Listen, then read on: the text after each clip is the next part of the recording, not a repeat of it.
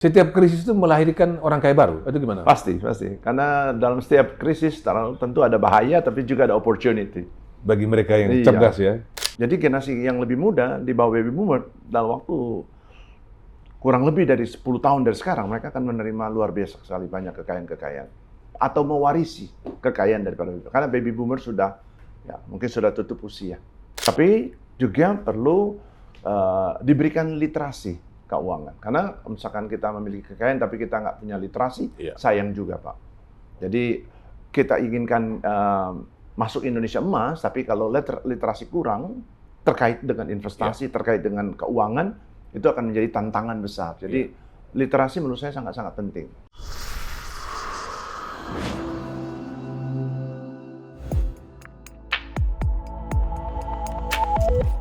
Jumpa kembali dengan saya, Primus Dorimulu, dalam acara Konvergensi, sebuah podcast yang membahas isu-isu penting untuk mewujudkan Indonesia Emas 2045. Topiknya luar biasa.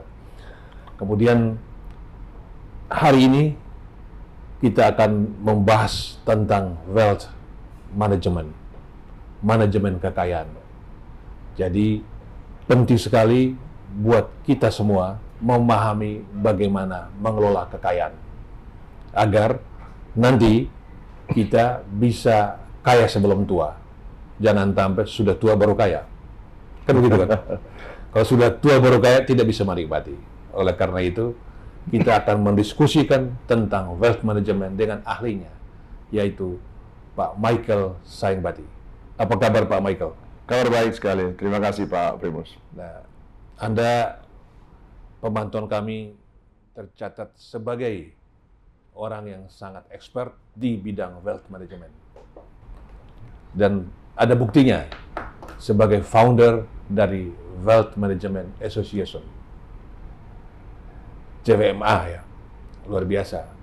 Nah, barangkali sekilas Pak Michael, ini ide untuk bisa membentuk asosiasi dan meliterasi institusi-institusi dan profesional di Indonesia agar mereka belajar tentang wealth management itu apa? Ya sebenarnya berawal dari awal tahun 2000 ya, pada waktu wealth management mulai masuk di Indonesia. Kita baru habis krisis 98 ya. 98 dan pada waktu itu perbankan mulai juga ganti bisnis model, lebih memperkuat consumer bankingnya atau retail banking atau personal banking. Nah, disitulah kita bersama-sama dengan para senior bankir yang lain berusaha untuk memberikan sesuatu kepada masyarakat tentunya. Pemikirannya adalah sederhana. Bagaimana cara kita melindungi kepentingan daripada investor, pemodal, ya, agar supaya harta kekayaannya jangan sampai kena tipu lah ya, atau kena jebakan-jebakan investasi abal-abal seperti itu. Waktu itu ide ya? Ya, idenya adalah seperti itu, sesuai dengan arsitektur perbankan Indonesia, perlindungan konsumen. Ya, pemirsa, nama pendeknya kegiatan ini adalah Wealth Management. Kemudian asosiasinya adalah Wealth Manager Association, CWMA. Nah, kita lebih dulu membahas apa yang disebut dengan Wealth Management. Wealth artinya kekayaan ya. Iya. Jadi bagaimana manajemen kekayaan. Nah, biar pembaca kita yang heterogen bisa memahaminya. Nah, saya membaca materi dari Pak Michael, bisa dijelaskan ini bahwa wealth management ini sebuah jasa konsultasi ya, untuk meliterasi masyarakat agar dia bisa menjaga kekayaannya. Tapi bisa dijelaskan sendiri, silakan. Ya, jadi pada prinsipnya wealth management atau kita terjemahkan menjadi pengelolaan kekayaan ya, harta kekayaan. Bagaimana kita mengelola kekayaan itu kan tentu mempunyai suatu mekanisme, mempunyai suatu sistem, Pak ya, agar supaya kekayaan kita itu yang kita miliki tentu relatif ya. Masing-masing kita pasti punya kekayaan dan jumlahnya juga relatif. Bagaimana supaya agar kekayaan kita itu bisa dapat ya kita lindungi. Kita lindungi terhadap tentu banyak sekali risiko-risiko dan juga terhadap kehilangan daripada harta. Kemudian bagaimana kita juga berpikir agar supaya harta kekayaan kita itu kita bisa tumbuh kembangkan supaya kita bisa lebih makmur lagi, Pak, lebih sejahtera lagi ya. Karena itu salah satu, ya, saya kira salah satu tujuan utama kita kan untuk supaya hidup kita lebih makmur, lebih sejahtera. Dan yang terakhir adalah kita juga harus pikirkan bahwa suatu saat nanti, Pak Primus, kita ini akan masuki masa paceklik. Masa paceklik itu adalah masa usia-usia pensiun, di mana terjadi penurunan drastis dari sisi pendapatan kita. Sementara kita ingin mempertahankan gaya hidup seperti sebelum pensiun. Nah, ini dia. Ketika masih direktur utama. Nah, pada waktu masih menjabat, apapun jabatannya, pangkatnya, kedudukannya, semua fasilitas lengkap. Tetapi pertanyaannya adalah, kita tidak selamanya hidup dalam masa panen kan, Pak? Betul. Suatu saat akan masa paceklik, Pak. Betul. Nah, saya membaca materi dari Pak Michael, yang namanya wealth management adalah sebuah jasa konsultasi ya. Ya. Jasa konsultasi terpadu dan komprehensif ya. Yang ditujukan untuk 3 hal ya. Pertama, itu protecting and preserving, yaitu bagaimana untuk melindungi dan melestarikan kekayaan. Jadi kekayaan Anda semua ini, itu kalau nggak dilindungi, nggak dijaga, dia tidak akan lestari. Kekayaan bisa hilang gitu, pasti, bisa menguap. Pasti. Bisa berkurang paling tidak. Paling kita berkurang ya, dimakan inflasi ya. Iya. Ya kalau di bank nggak hilang, kecuali banknya bubar. Tapi kan kita ada LPS ya. Tapi berkurang. Berkurang. Bisa. Yes. Kalau investasi bisa hilang semua juga bisa, kalau salah kan? Yes. Iya kan? Betul. Nah, oleh karena itu perlu ahlinya. Jadi pertama adalah bagaimana melindungi dan melestarikan. Ya. Yang kedua dalam wealth management ini belajar bagaimana menumbuhkan. Jadi dia tumbuh, hasilnya bertumbuh, baru kemudian dikembang biakan. Wah, itu jadi bertumbuh, diakumulasi, jadi makin tinggi. Dan paling bagus kalau bisa bertumbuh eksponensial. Wah, itu luar Dasar biasa. Ya. Luar biasa.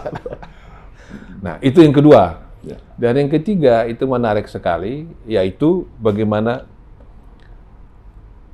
transisi dan distribusi. Mungkin mendistribusikan ya, membagi ya. Ya, meneruskannya. Meneruskan kepada anak-anak dan cucu-cucu dan cicit-cicit. Dalam bentuk warisan. Ya. Oke. Jadi yang namanya transitioning and distributing itu adalah bagaimana jangan sampai satu generasi dia selesai habis. Ya. Minimal generasi kedua menghabiskan. Iya. Sehingga terjadilah anekdot bahwa generasi pertama kerja keras. Iya. Sesuai dengan ajaran Pak Michael ini bagaimana menumbuhkan, mengakumulasi sampai dia kaya. Generasi kedua foya-foya menghabiskan. Iya. Dan tidak diteruskan generasi ketiga, miskin kan gitu. Nah, ini perlu wealth management. Menurut saya bagus sekali. Tapi yang unsur ketiga ini apakah tidak termasuk juga dalam to share to others, bagaimana membagi orang lain. Jadi apakah ini dalam ilmu manajemen juga membagi, kamu orang kaya jangan lupa filantropi, jangan lupa membagi orang susah. Masuk juga nggak? Masuk, Pak. Itu masuk dalam pilar ketiga. Jadi pilar ketiga ada transition, atau bahasa lain kita sebutlah transfer kekayaan. Jadi kita mentransfer berarti kita masih hidup, Pak. Berarti kita masih hidup, satu saat nanti kita akan tua. Jadi kita transfer kekayaan kita untuk persiapan nanti memasuki usia-usia purna tugas. Yang kedua adalah distribusi. Distribusi berarti satu saat kita udah tidak ada, kita sudah tutup usia. So bagaimana legacy kita? Apa legacy yang bisa kita turunkan kepada keluarga kita, ya, kepada anak-anak, cucu-cucu, dan cicit-cicit. Termasuk juga yang tadi Pak Primus termasuk juga adalah filantropi. Filantropi sangat penting, baik itu yang sifatnya untuk donation maupun humanitarian dan lain sebagainya. Sumbangan-sumbangan seperti itu. Karena pada dasarnya manusia itu setelah mencapai titik tertentu dia ingin mengembalikan kepada masyarakat sebagian daripada dia punya aset. Itu naluri manusia ya? Itu naluri. Ya. Nah ini penting sekali kita belajar tentang wealth management dari ahlinya bahwa menjadi kaya, bahkan kaya sekali, itu tidak menjadi egois. Ya kan? Bahkan dengan kekayaan itu dia bisa menolong orang kan? Iya. Jadi orang kaya tidak perlu dibenci. Itu gimana Pak? Menurut ilmu manajemen? Sangat setuju. Sangat setuju. Karena mereka justru salah satu variabel pencipta pekerjaan. Itu job creation dari mereka kan. Iya. Jadi mereka ini punya duit, entah kalau mereka individu hanya portfolio investment, dana mereka diputar sama mereka-mereka yang bergerak di direct investment. Ya. Tetapi banyak juga yang affluent itu, yang high net worth, luar biasa, kaya sekali, ultra HNWI yang memang adalah punya usaha direct investment. Kalau kita lihat peringkat orang kaya dari top 50 misalnya, ya paling cuma Warren Buffett aja yang memang portofolio. Yang lain kan lebih semua kan? Iya. Iya kan? Jadi jelas mereka punya impact kepada society, kepada masyarakat besar sekali. Iya. Nah, saya pelajari membangun asosiasi ini. Dan kemudian tercatat orang kalau sebut wealth management di Indonesia, orang pasti ingat Pak Michael, ingat CVMA. Nah, ini bagaimana organisasi ini dan ide pembentukan organisasi ini? Ya, berawal di awal tahun 2000 bahwa kita inline ya, sejalan dengan arsitektur perbankan Indonesia, itu perlindungan konsumen. Jadi kita fokus kepada itu. Kita ingin membantu melindungi konsumen, investor, nasabah dengan cara apa? Dengan cara membuat suatu standarisasi profesi, standar. Jadi jangan sampai yang satu ngomong A, yang satu ngomong B, sehingga standar kompetensinya berbeda-beda. Waktu itu istilah wealth management udah ada, wealth manager udah ada, tapi tidak terstandar, tidak ada standarisasinya. Yes. Nah, tapi di dunia sendiri, wealth management dan profesi wealth manager itu sudah dikenal apa tidak? Ya. Atau mulai kapan sih ini? Kalau kita menelusuri sejarah terkait dengan wealth management sebenarnya sudah mulai diperkenalkan atau sudah mulai ada dari tahun 1600-an lebih. Ya, dari negara-negara atau kota-kota kaya di Eropa. Abad pertengahan dong ya? Yes, abad pertengahan, 16. Jadi sudah hampir 500 tahun. Ya, kemudian masuk Amerika kurang lebih 250-300 tahun, Hong Kong sekitar 150 tahun, Singapura kurang lebih sekitar 100 tahun, Indonesia 20 tahun. Kok baru 20 tahun? Ya, karena setelah era Asian Financial Crisis tahun 1998. Itu ya. Baru kita mulai fokus ke situ. Nah, ada wealth management, terus ada financial planning. Itu ada beda di mana? Sebenarnya tujuannya sama, membantu nasabah, ya kan? Hanya tinggal yang menjadi benang merahnya lebih kepada segmentasi pasarnya saja. Ya, artinya kan kalau kita lihat pasar tuh boleh disegmentasikan ke dalam misalkan beberapa tahapan. Ada yang namanya ultra mikro, ya, kecil, menengah dan seterusnya, affluent, high net worth individual sampai kepada the billionaires. Jadi kalau wealth managers lebih kepada mulai dari mass affluent ke atas. Orang itu sudah memiliki wealth, orang itu sudah memiliki kekayaan terlebih dahulu atau harta kekayaan, sudah wealthy terlebih dahulu. Wealthy. Ya, sedangkan kalau perencanaan keuangan. Saya ada siapkan data, coba tampilkan tentang itu data tentang affluent ya. Affluent. Nah, di Indonesia itu mudah-mudahan Pak Michael punya angka, more or less berapa ya? Ya. Coba itu ini. Jadi ada 4 kategori, ada affluent yang kekayaannya itu $250.000 sampai $1 juta. Kemudian yang high net worth individual, HNWI, yaitu yang minimal 1 juta, di atas 1 juta ya. Iya. Berarti kalau kurus sekarang di atas 16 miliar ya. 16 miliar. Nah, kalau yang very HNWI itu 5 sampai 30 juta dan yang ultra di atas 30 juta. Nah, kalau $250.000 itu setara berapa? 500 juta itu? 1 miliar? Sekitar itu ya. Nah, ini di Indonesia ini kalau yang nomor 1 affluent more or less berapa itu? Kalau di Indonesia, ini standar yang disampaikan ini adalah standar internasional. Internasional? Oh, ini internasional punya standar. Di Indonesia disesuaikan sedikit. Ya, disesuaikan sedikit. Sehingga affluentnya kurang lebih rentangnya mulai dari 100-an juta sampai 1 miliar. 100 juta rupiah? Iya. Termasuk affluent ya? Sudah dimasukkan dalam kategori affluent. Waduh. Berarti kalau kategori ini Pak Michael sudah masuk kategori keempat enggaknya? Ultra. Mudah-mudahan Pak. Nah, kalau pakai kita punya kriteria Indonesia ini, sebutlah yang kategori 1 itu ada berapa banyak ya? Cukup banyak kalau di Indonesia ya, karena itu segmen yang paling besar adanya di affluent market. Terbesar ya? Terbesar daripada dibandingkan HNWI ya, kemudian juga... Sebutlah, ada 20 juta atau lebih? Ya, sekitar 20-30 juta bisa. Penduduk-penduduk yang sudah memiliki kekayaan masuk dalam kategori affluent ya, 1 sampai 100 juta maksud saya sampai 1 miliar. Iya. Kalau kita lihat data KSE ya, Custodian Central Efek Indonesia yang mencatat kekayaan mereka yang memainkan portofolio di Bursa Efek Indonesia ya, yang punya saham dan punya uang kan titip di sana di Custodian. Itu jumlah nasabah di luar nasabah perumahan ya, itu ada 11 juta. Ya. Itu belum masuk semua ya? Belum masuk semua ya? Iya, karena literasi kita belum begitu ya optimal. Belum optimal. Belum optimal, iya. Nah, kalau yang kategori keempat di Indonesia itu belum sampai 1.000 orang kan? Diperkirakan tahun 2025 ini bisa sekitar sampai sekitar 1.400-an orang. Oh iya, luar biasa. Iya. Ada itu berarti ya? Dari tahun ke tahun meningkat. Bertumbuh ya? Ya, dan mereka bertumbuhnya di atas rata-rata. Seperti tadi Pak Pribus bilang, pertumbuhannya eksponensial. Dan yang menarik itu justru setelah krisis 98, itu aset-aset mereka masuk BPN, justru setelah itu lonjak kekayaan luar biasa ya? Iya kan? Iya, betul. Setiap krisis itu melahirkan orang kaya baru, itu gimana? Pasti. Karena dalam setiap krisis tentu ada bahaya, tapi juga ada opportunity. Bagi mereka yang cerdas ya? Karena mungkin mereka memiliki lebih banyak informasi. Harus informasi lebih. Dan sehingga dia bisa mengatasi situasi-situasi yang orang lain mengatakan itu krisis, tapi dengan informasi yang tepat, dia bisa mengatasi dengan jauh dan mengambil keuntungan.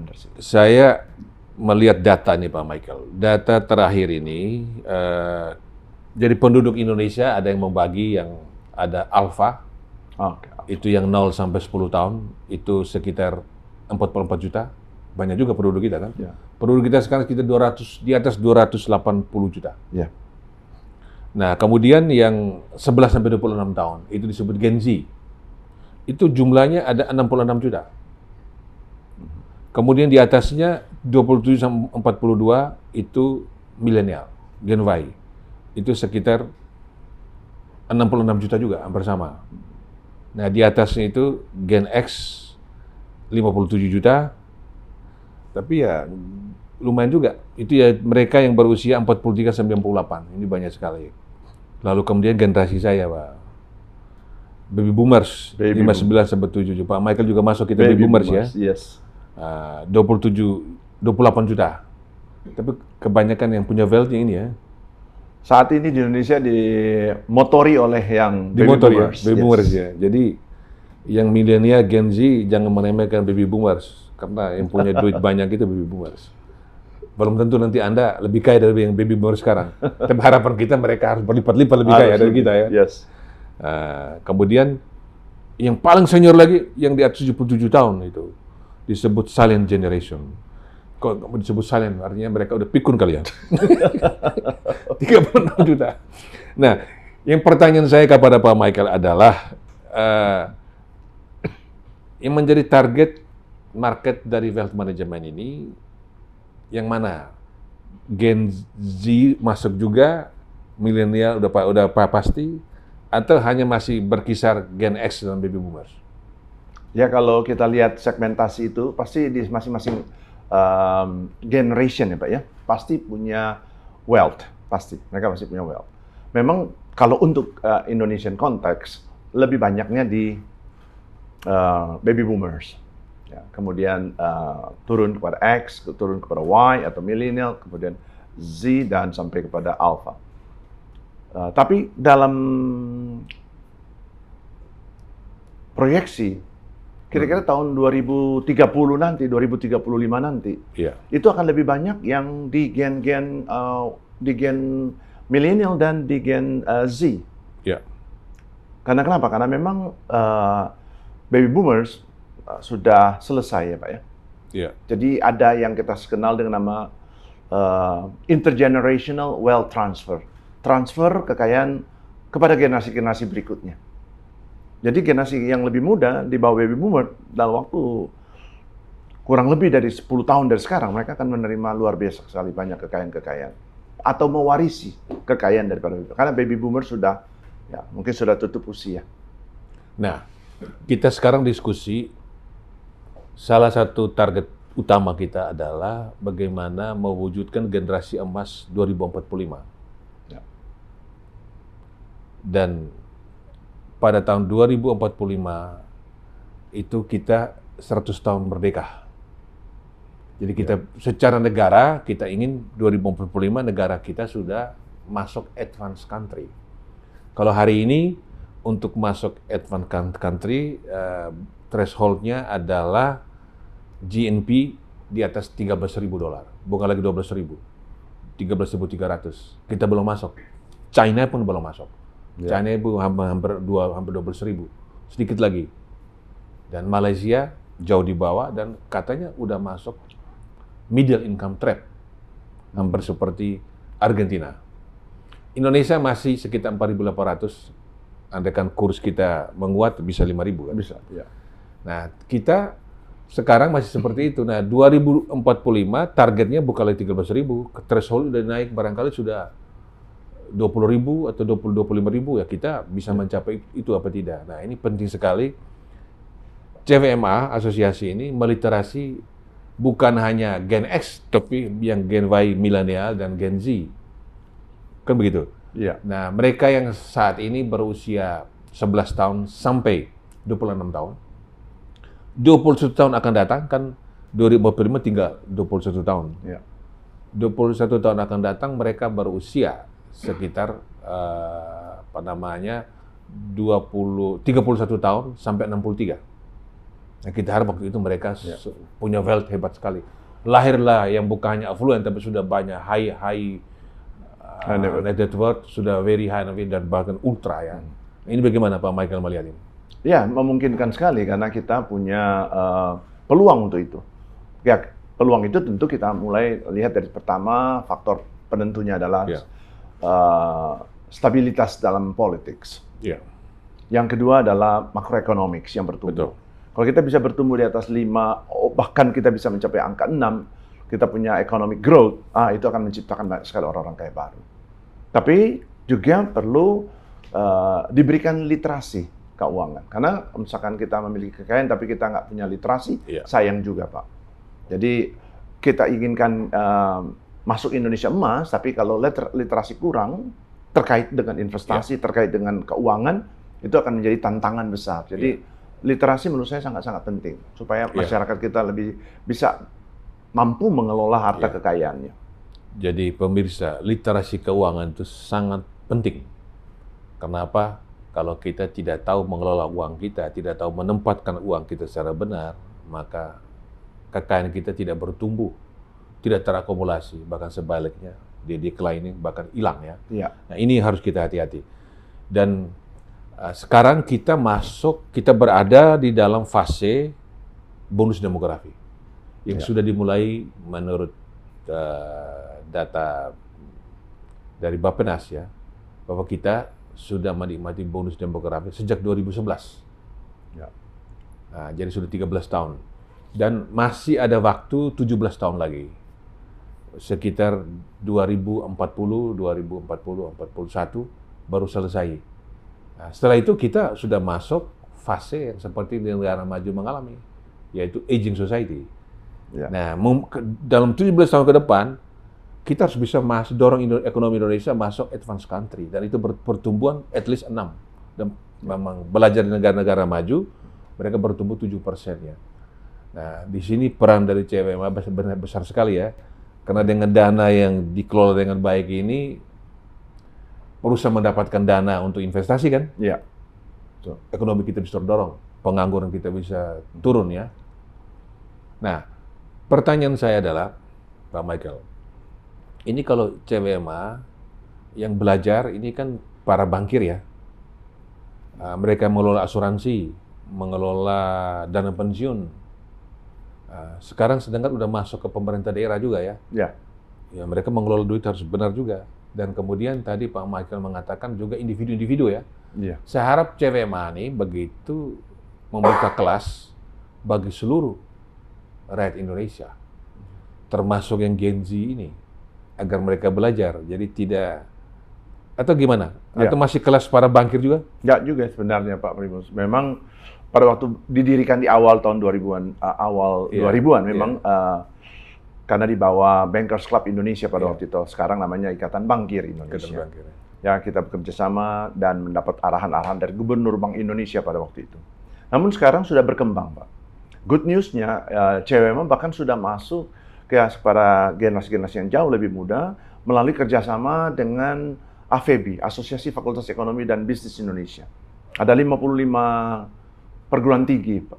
55? Iya, negeri, pemerintah yang juga bekerja sama. termasuk Indonesia bagian timur? Semua, ya, sudah masuk Indonesia Timur, seperti contoh Unhas, Universitas Samratulangi, Manado, Unhas, Makassar, kalau dua itu memang top dari dulu. Dua itu Unhas sama Samratulangi itu kualitasnya sama dengan di Barat. Tapi bagaimana Patimura, bagaimana Cendrawasih ya? Iya, Udayana juga mirip-mirip Jawa. Bagaimana Undana Kupang, coba. Ya. Nah, ini dalam program kami untuk terus-menerus memberikan literasi, memberikan nilai tambah kepada generasi lebih muda, kita merangkul fakultas-fakultas ekonomi dan bisnis. Karena di situ nanti akan ada materi-materi pembelajaran tentang wealth management, mata kuliah baru ditambahkan tentang pengelolaan kekayaan. Bahkan sampai kepada program S2, Pak Primus. Iya. Sehingga kita bisa merangkul lebih banyak lagi. Tapi juga kita sudah masuk sebenarnya bukan cuma di sektor keuangan, di sektor keuangan kita sudah banyak sekali yang masuk. Misalkan dari infrastruktur juga sudah kirim belajar tentang pengelolaan kekayaan, dari perkapalan, termasuk juga tadi Pak Primus sampaikan Pemda, ya seperti Bupati, Sekda, Bapeda, dan sebagainya. Karena mereka juga harus punya cara, pengetahuan, dan kompetensi untuk mengelola aset daerah, aset kota, aset provinsi. Iya. Kemudian tadi dijelaskan bahwa kita punya standar affluent sudah di bawah. Jadi Anda ya, pemirsa yang punya uang 100 juta itu sudah harus belajar wealth management. Ya, harus belajar wealth management. Perlu sekali, sangat perlu, sangat perlu. Tapi nggak mahal kan belajar di CWMA? Nggak mahal. Nah, kemudian mudah-mudahan ini bisa menyeluruh ya, terutama mereka-mereka yang jauh dari Jawa ini kan, jangan menumpuk di sini aja kan. Iya. Kalau kita lihat Pak Michael, ini kan pengetahuan orang tentang mengelola keuangan ya, entah dia financial planning yang tadi, tapi pengetahuannya sama, hanya segmen-segmen titik berbeda ya. Iya. Tapi pengetahuan adalah bagaimana mengelola keuangan, mengelola kekayaan ya. Itu banyak orang sekolah tinggi, dia doktor, dia profesor, tetapi ada dua hal menurut pengamatan saya yang abai, kurang diperhatikan, ternyata itu penting sekali. Kesehatan badan, fisik, termasuk juga kesehatan jiwa dan mental. Kita satukan aja kesehatan kita ya. Coba kita kalau sehat itu hanya fisik aja nggak cukup, harus mental kita harus sehat, jiwa kita sehat, dan rohani kita sehat juga. Karena manusia itu satu kesatuan kan? Iya. Nggak bisa kita pisahkan jiwa dan badan ya, komprehensif. Manusia itu satu. Psikosomatik ya. Jiwa mempengaruhi badan, badan mempengaruhi kejiwaan juga. Nah ini harus sehat, manusia harus sehat. Yang kedua kantungnya, uangnya harus sehat. Ini saya memperhatikan yang sekolah tinggi, yang sekolah hebat, profesor, abai dua hal ini. Belum sampai 60 udah fisik udah loyo, bahkan sudah kursi roda, stroke, meninggal. Dan dari sisi keuangannya cukup parah, memprihatinkan. Ini bagaimana Pak Michael mencermati? Ya memang kalau kita bicara tentang pengelolaan kekayaan, maka tentu salah satu faktor yang kita perlu perhatikan adalah yang namanya wealth creation, Pak Primus. Penciptaan kekayaan. Nah, penciptaan kekayaan itu sangat dipengaruhi oleh dua variabel.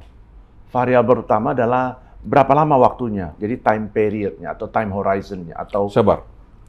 Untuk menciptakan kekayaan itu yang utamanya apa supaya ada kekayaan? Mencipta kekayaan. Ya tentu. Supaya dapat uang. Kan kita Yes. mau belajar investasi, ya syarat pertama investasi ya punya uang. Iya, betul. Kalau nggak punya modal, bagaimana investasi? Nah, bagaimana supaya bisa punya kekayaan? Ya, untuk mempunyai kekayaan, dari ibaratnya kalau kita dari start awal, tentu kita harus punya study plan yang bagus, perencanaan sekolah yang baik. Karena kalau perencanaan sekolah yang baik sudah terstruktur, sudah tersistematis, nanti masuk kepada langkah berikutnya adalah career plan. Benar. Atau business plan lah Pak. Kalau Bapak mau jadi pedagang atau pengusaha, wira swasta, business plan. Kalau jadi eksekutif, dan harus ada career plan. Tapi kan studi dulu Pak. Studi. Nah ini pemirsa, penting sekali penegasan dari Pak Michael, karena pengamatan saya, ini beredar sekali di sosial media, di platform sosial media, menjelaskan bahwa ngapain sekolah tinggi-tinggi, ini sukses juga sekolah nggak tinggi, ini sukses sekolah nggak tinggi. Menurut saya itu sebuah ajaran sesat ya. Bahwa ada yang sekolah tidak tinggi, tetapi sukses, tapi jumlahnya berapa? Ya. Dalam persentasenya kecil sekali kan? 2, 3.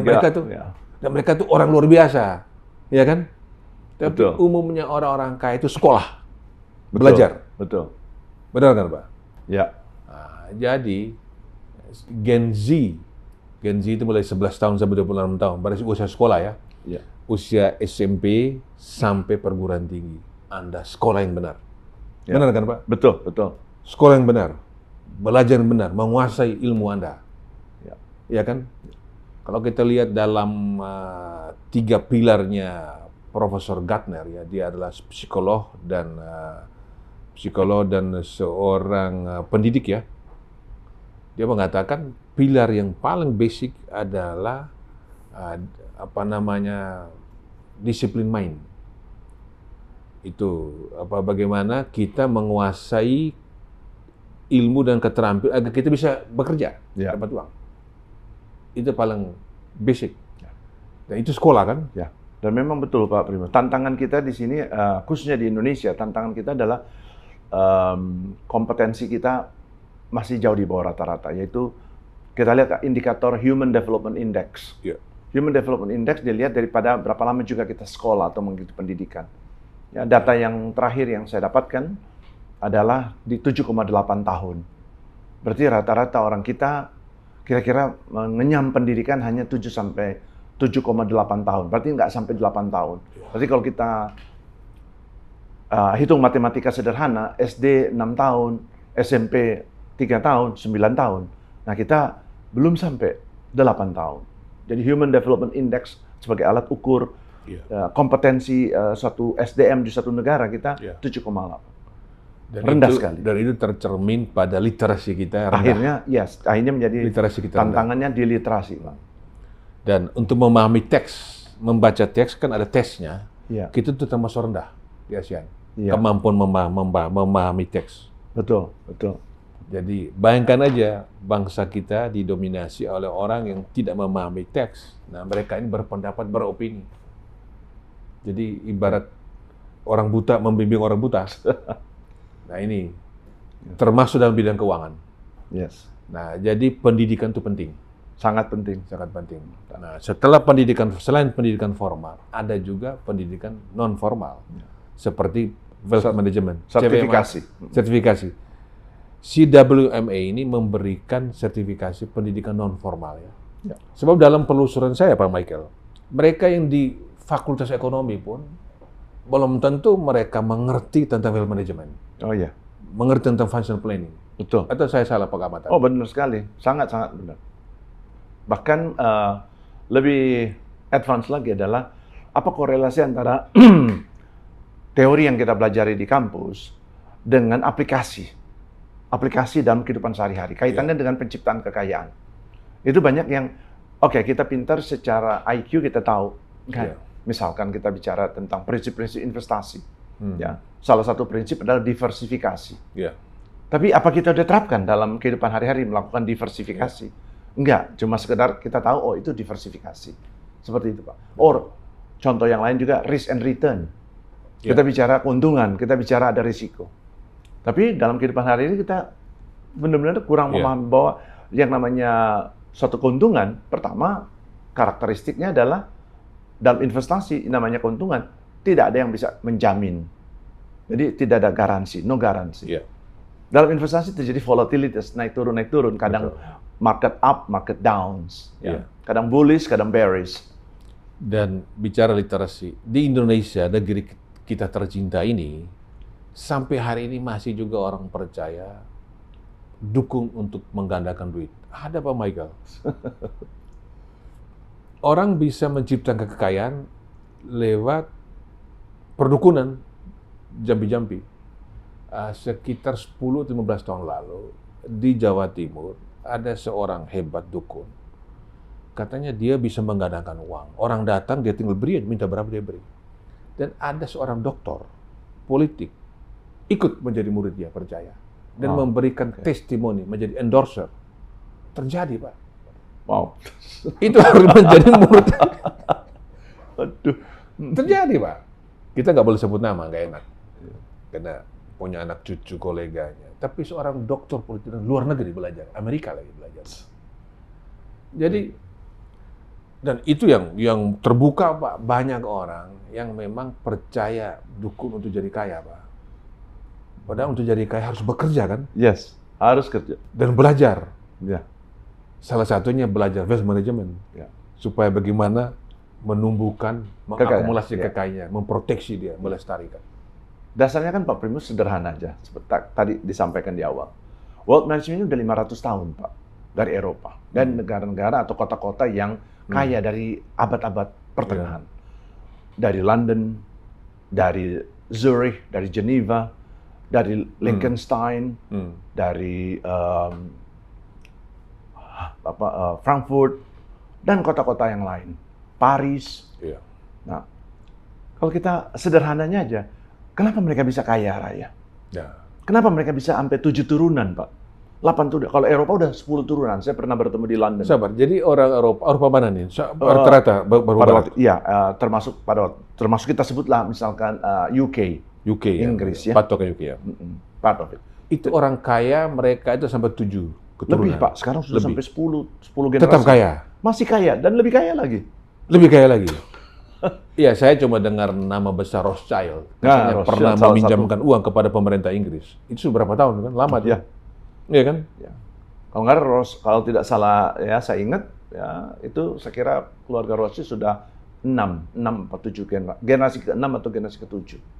Luar biasa. Ya. Dan masih ada lagi yang lebih senior lagi dari mereka. Artinya, wow. Pertanyaannya sederhana ya. Kenapa mereka bisa bertahan sampai ratusan tahun kekayaan keluarganya? Nah, itu kenapa? Itu yang menarik. Ya karena mereka pertama ya mereka mengerti atau memahami tentang dasar-dasar bagaimana mengelola harta kekayaannya. Pemahaman ini. Kedua, memang mereka ya tentu pasti dibantu oleh para advisor. Nggak mungkin dia bisa hebat sendiri. Sama kayak kita mau ke gym, ada personal trainer, ya kan? Sehingga kita bisa mencapainya lebih cepat karena ada spesialisasi personal trainer yang bisa bantu. Betul. Nah, mereka juga ada wealth managers. Dan anak mereka belajar. Dan belajar. Keturunan belajar. Nah, saya pikir itu penting sekali. Nah, di Indonesia itu Pak Michael mencermat atau tidak? Mengapa orang takut pensiun? Pejabat-pejabat level dirjen, ya kalau menteri oke lah kan, datang dan pergi kan rejim aja. Yang appointed dipercaya, Pak. Tapi kalau dirjen kan umumnya karir kan? Ya. Karir, direktur di perusahaan orang sampai jabatan CEO. Tapi banyak yang takut pensiun, Pak. Ya. Salah satu dampak buruk adalah korupsi, Pak. Ya. Bagi yang penyelenggara negara ya. Bagaimana pengamatan Pak Michael? Kalau dari sudut pandang wealth management Pak Primus, sebenarnya kan kenapa kita cari tahu dulu, kenapa sih orang mau pensiun? Atau objektif orang memasuki usia pensiun? Ya. Tujuan utama orang mau masuk di seluruh dunia sama. Adalah mempertahankan standar hidup seperti sebelum pensiun. Itu standar, semua sama. Mempertahankan. Jadi kalau dia sudah di level katakanlah kelas middle up, tentu dia berharap pada waktu pensiun dia juga tetap di middle up. Kalau dia biasa, misalkan ambil contoh aja, dia udah biasa naik pesawat di kelas bisnis, tentu dia berharap pada waktu dia pensiun dia juga tetap masih bisa menikmati naik kelas bisnis. Kalau dia masih olahraga, misalkan olahraga atau hobinya dia moge, ya Harley Davidson, atau ikut kelompok-kelompok Ferrari, Family Club, atau Porsche, atau golf. Tentu harapannya adalah pada waktu dia pensiun, dia masih bisa mempertahankan, masih bisa main golf, masih bisa ikut kongko-kongko, touring-touring dengan Harley Davidson-nya. Nah, jadi dasar utamanya kan manusia ingin supaya mempertahankan lifestyle. Nah, itu dia. Nah, ketika dia masih aktif, punya uang, ke mall tiap minggu bersama anak istri, setelah pensiun, dia masih tetap ke mall. Jangan sampai ke mall setahun sekali. Nah, sekarang ini, Pak, mengapa orang sampai ada bankir juga terlibat, Pak? Judi, Pak. Judi. Sekarang judi online. Jadi, itu mengapa orang bisa terjebak situ? Mengapa nggak belajar manajemen benar, ngelola yang benar, Pak? Ya, kalau pendapat pribadi saya, Pak, sebenarnya hal-hal itu dilakukan karena satu, Pak, pengen cepat kaya. Untuk pengen cepat kaya atau pengen lebih kaya lagi, dan tindakan yang dilakukan adalah satu, spekulasi, dua, greedy, serakah. Tapi orang-orang kaya sekali yang sebetulnya yang ultra high net worth, mereka juga judi, Pak. Apa beda judi-judi online yang orang-orang kebanyakan judi dengan mereka yang sudah ultra high NWI? Kalau kita bicara misalkan judi ya Pak ya, berarti kan adanya suatu ketidakpastian. Ya orang kaya juga bisa judi. Misalkan, let's say, dalam konteks yang lebih luas lagi, maksud saya adalah misalkan, ya adalah gambling, dia buka suatu bisnis. Dia beli satu perusahaan. Apakah perusahaan itu bisa making profit atau enggak? Itu juga kan risk. Risk ya. Ya, itu juga kalau kita lihat. Ya, tapi maksud saya judi begini, Pak. Kebetulan saya pernah ke Makau. Sampai ke tempat judi yang bilang orang paling kaya ke situ. Ke istana, Pak. Saya tanya, kok bagaimana, siapa yang main sini? Mereka yang main ke sini. Itu bukan untuk cari duit. Bukan tadi untuk cari kekayaan dalam tempo pendek, bukan. Ya. Jadi hiburan. Jadi mereka udah budget, seperti ada budget membantu filantropis, dana filantropis, dan lain. Tapi ada dana buat hiburan, judi, untuk judi. Jadi untuk ini aja. Jadi mereka disiplin untuk budget aja. Rugi itu selesai, udah. Saya cuma hiburan aja. Ada yang begitu? Ya, bisa. Jadi karena mungkin dia punya investable income-nya sudah besar, sehingga ya sebagian dia sisihkan, mungkin let's say 10%, 20% untuk having fun. Ya. Jadi yang tidak boleh Anda judi tujuan untuk menggandakan uang. Untuk menumbuhkan dan mengakumulasi. Nah, itu total loss. Ya. Kalau hari ini untung, nanti besok dia rugi. Ya. Itu tinggal gilir aja, dan rugi lebih dahsyat lagi. Jadi tidak boleh judi. Nah, kita bisa lihat bagaimana Pak Michael bisa tampilkan CV Pak Michael. Jadi Pak Michael ini memang sebagian hidupnya dicurahkan habis di bidang keuangan ya. Ya. Setelah tamat dari Samratulangi, jadi Pak Michael memang belajar studinya ekonomi. Di Fakultas Hukum Samratulangi. Ya. Jadi Manado ya. Ya. Manado tembak langsung. Kita kan biasa sebut cuma Batak tembak langsung. Pak Michael ini Manado tembak langsung. Sudah lahir, sekolah selesai di sana, masuk Jakarta.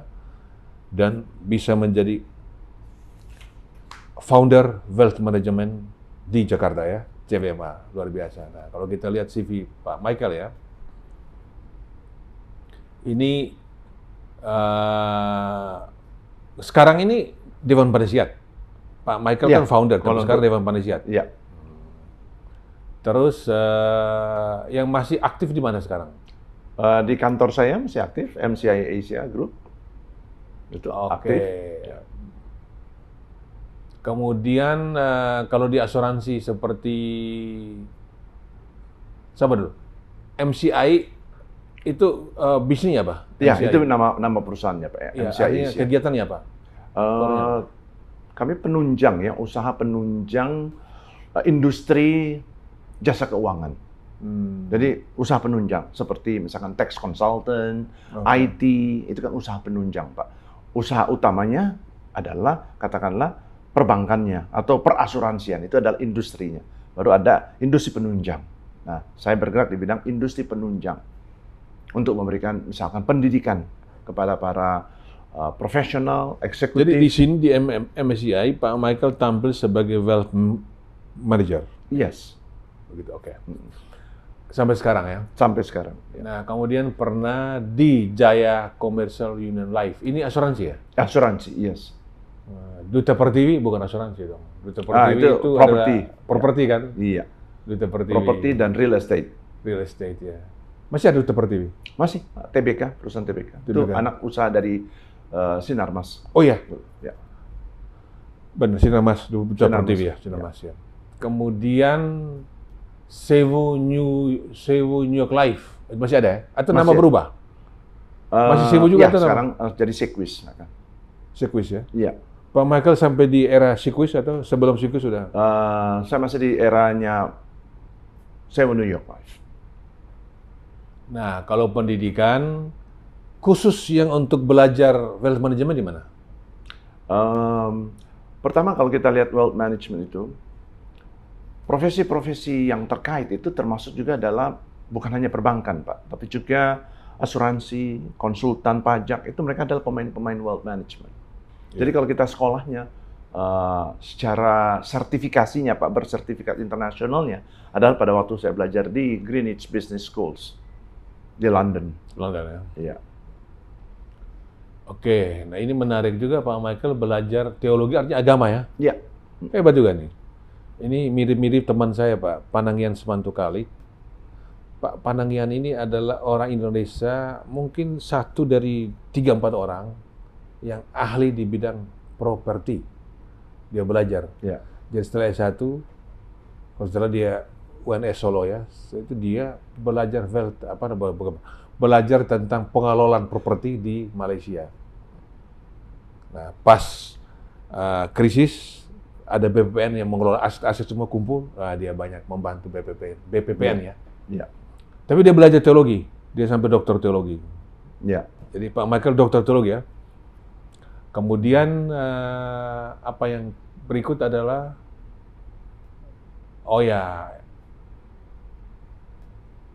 selesai ya sekolahnya? Sudah, selesai. Selesai ya? Semua selesai. Tapi apa kaitan dengan belajar teologi dengan wealth management? Saya melihat dari kacamata pengelolaan kekayaan keuangan, kemudian kita kaitkan dari sisi sudut pandang biblical way, secara Alkitabiah. Karena ada lebih dari 2000 ayat di dalam Alkitab mempelajari tentang uang. Bukankah Alkitab mengatakan itu besar hartamu di surga, jadi kita cuma ingat harta di surga aja? Ya. Tapi juga banyak sekali ajaran-ajaran yang berbicara tentang bagaimana mengelola uang dari ribuan tahun yang lalu. Mengapa harus mengelola uang? Ya karena segala sesuatu kita harus punya perencanaan, Pak, supaya kita bisa lebih baik lagi, supaya kita nantinya kita bisa sejahtera, ya. Dan kita tidak berpikir yang macam-macam untuk nyari. Jadi saya diskusi sama dokter teologi ya. Jadi saya harus bertanya begini. Apakah agama, dalam hal ini agama Kristen ya, hanya mengajar kita bahagia nanti di seberang sana, kehidupan setelah dunia, atau kita harus bahagia mulai dari dunia ini, dengan mengelola keuangan dengan benar, dengan kita sejahtera? Ya, tentu pada akhirnya kan kita kembalikan, karena kalau kita bicara pengelolaan kekayaan in biblical way, berarti kita juga berbicara tentang bagaimana membantu orang lain. Betul, share. Ya, bagaimana memanusiakan orang lain. Ya. Dan itu adalah hukum kasih, Pak. Ya. Nah, itu sangat penting sekali untuk diterapkan. Nah, ini berawal dari pengetahuan kita punya finance, kita punya pengetahuan tentang investasi, dan kita bisa terapkan. Dan kita bisa membantu banyak sekali ya orang-orang yang membutuhkan, Pak ya. Kita tidak bisa memberi orang roti kalau kita tidak punya roti. Ya. Kalau kita tidak mempunyai kekayaan, kita nggak bisa bantu orang. Ya. Jadi banyak sekali perbaikan di dunia ini, pertumbuhan ekonomi, itu karena bantuan orang-orang kaya. Karena mereka lah ya mereka berbaik terbesar.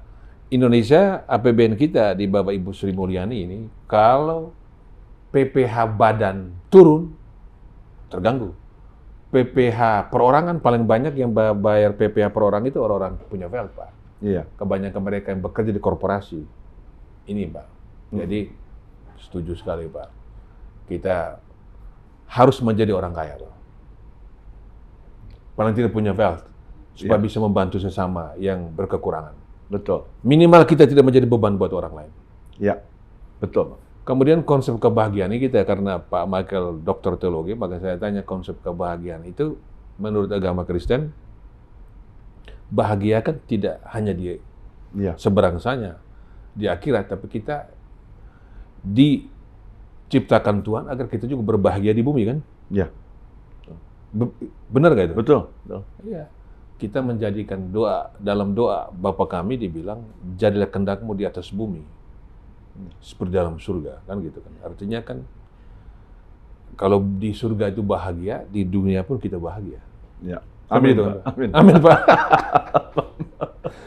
Memang uang itu bukan segalanya, tapi segala-galanya butuh uang kan? Betul, yes, Pak? Betul, Pak.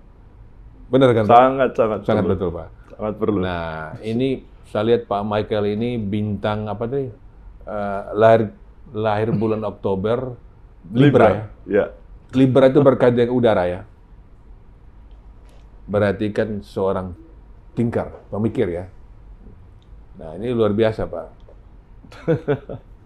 Nah, apa yang sudah dicapai oleh Pak Michael dan apa yang belum, yang menjadi cita-cita sejak muda, sejak menjadi bocah di Manado sana, tamat Fakultas Ekonomi Samratulangi, kemudian mendirikan CWMA. Yang belum tercapai. Yang sudah dicapai dan yang belum. Artinya, ya kalau belum dicapai sama sekali, barangkali nggak juga. Ya. Ada yang sudah dicapai. Paling tidak sudah punya wealth, sudah masuk pada. Ya kalau kita melihat perjalanan hidup Pak ya, up and down ya, ibaratnya kalau kayak toko kadang kita rame, kadang kita sepi ya Pak ya. Begitulah perjalanan kehidupan, sama kayak investasi kan bervolatility. Banyak pencapaian-pencapaian yang kita sudah capai, paling tidak dari kacamata yang paling kecil adalah keluarga kita sendiri kan Pak ya. Yes, itu number one Pak. Itu paling yang merupakan legacy kita Pak. Legacy kita dapat menyekolahkan anak-anak itu satu pencapaian yang luar biasa Pak. Karena ada kebanggaan sebagai orang tua. Oke, sehingga kalau misalkan suatu saat nanti kita juga sudah tutup usia Pak, paling tidak apa yang sudah kita lakukan untuk anak-anak kita kan Pak ya. Dan pendidikan itu bukan cuma pendidikan dari sudut pandang akademik. Ya, pendidikan dari sisi juga dari sisi iman Pak. Yeah. Jadi harus balance, kayak tadi Pak bilang life harus balance. Jadi dari sisi pengetahuan tentang keilmuannya ada, ya, tapi juga dari sisi kedewasaan dalam iman juga harus berimbang, Pak. Yeah. Nah, itu salah satu legacy, Pak. Memang dalam perjalanan itu tentu ya kita manusia ada aja yang kita rasa kayaknya masih belum ya. Yeah. Nah, seperti misalkan sekarang kan saya lagi dalam hampir 30 tahun terakhir ini kan saya membangun perusahaan dan mengembangkan juga atau memberikan pemahaman kepada seluruh masyarakat Indonesia terkait dengan pengelolaan kekayaan, karena itu sangat penting sekali.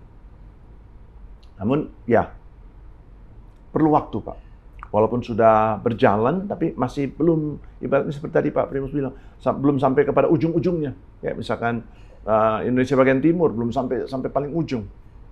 Ya, tentu alangkah bagus sekali kalau kita bisa sampai ke ujung, artinya semua lapisan masyarakat sudah lebih memahami itu.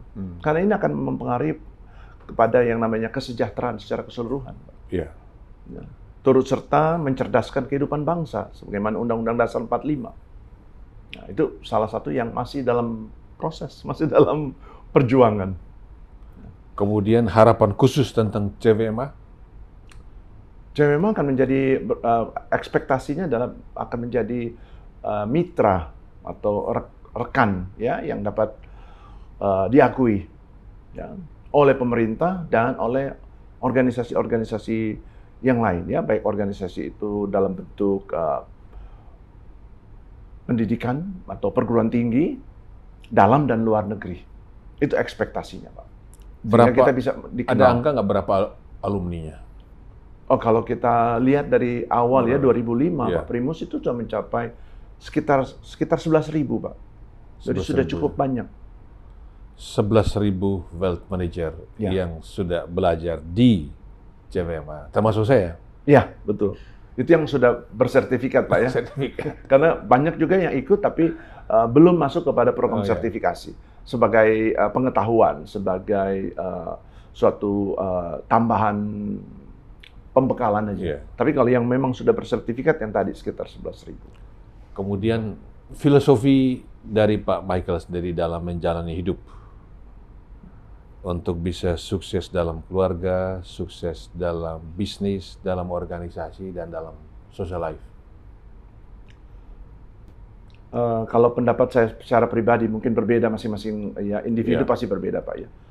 Tapi dari dulu saya selalu percaya kalau melakukan sesuatu make a difference, membuat beda. Harus tampil beda ya. Harus tampil beda. Ada sesuatu yang beda yang orang nggak bisa. You cannot sama seperti untuk dilihat maka kita harus stand out, harus keluar daripada kerumunan, Pak. Stand out. Jadi make a difference, membuat beda. Apapun yang kita lakukan ada berbeda nggak ada berbeda. Kalau semuanya sama dan nggak ada bedanya. Hasilnya begitu itu hasil gitu-gitu aja. Kalau semuanya sama kan? Sama-sama aja, nggak ada bedanya. Apalagi kalau sudah masuk dalam bisnis yang sudah kategori red ocean, yang pemainnya banyak, kita juga caranya sama. Dan iya. Itu ya. Terus dalam mendidik anak sendiri apa pedoman Pak Michael sendiri? Ya tentu kalau kita berbicara untuk keluarga sendiri. Atau nomor satu ditanam kepada anak.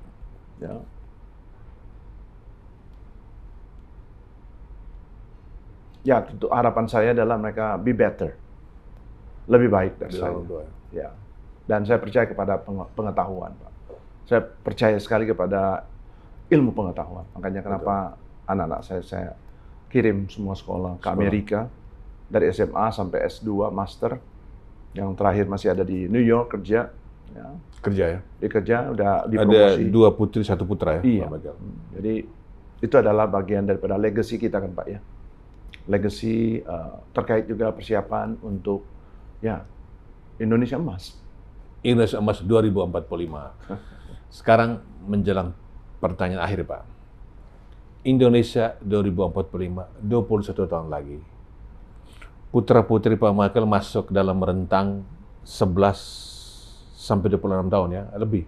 Ya, ada yang masih di situ 25 tahun, ada yang udah 30 tahun. 30 tahun. Nah, kalau 30 tahun Indonesia Emas nanti sekitar 21 tahun ya, mereka kalau rentang 11 sampai 42 ya masuk itu ketika 2045 berusia 31 sampai 63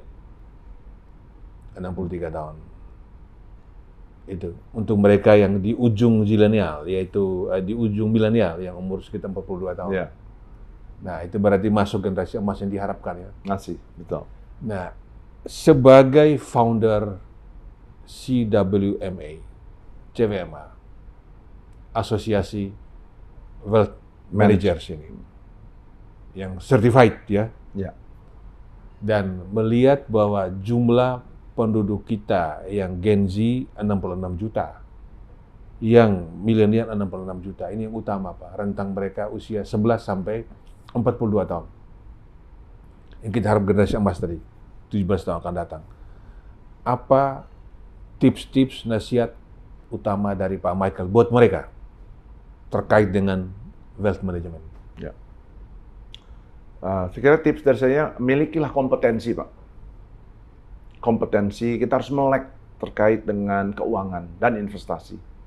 Walaupun kita punya passion dalam bisnis atau dalam bidang disiplin ilmu yang lain, tetapi paling tidak kita perlu tambahan, yaitu melek atau literate dalam hal keuangan dan investasi.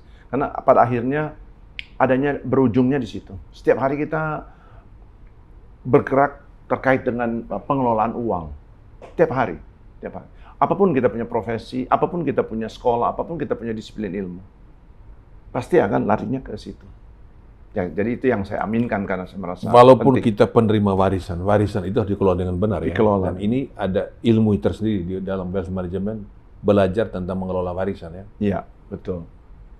Kalau di luar negeri warisan diambil banyak oleh negara ya, pajaknya. Di Amerika. Mayoritas, yes, mayoritas, hampir 50%, Pak. Pajak untuk warisan. Gila tuh. Oh, iya. Besar sekali. Besar sekali. Di Indonesia belum sampai ke sana. Belum sampai. Itu diambil dari yang sudah near cash atau yang aset-aset? Total aset, Pak. Total aset. Total aset yang mau didistribusi kepada generasi yang berikutnya atau ahli waris. Jadi total asetnya berapa? Itu.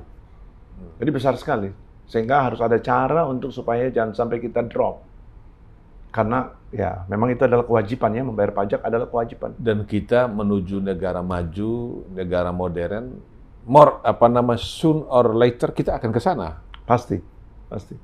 Pasti pajak akan naik buat pajak warisan. Sehingga jangan sampai milenial dan Gen Z ada generasi malas yang mengharapkan warisan saja. Iya. Iya kan? Mereka harus bekerja, belajar kan? Betul. Ya, agar kekayaan ini bisa tetap lestari. Nah, ya.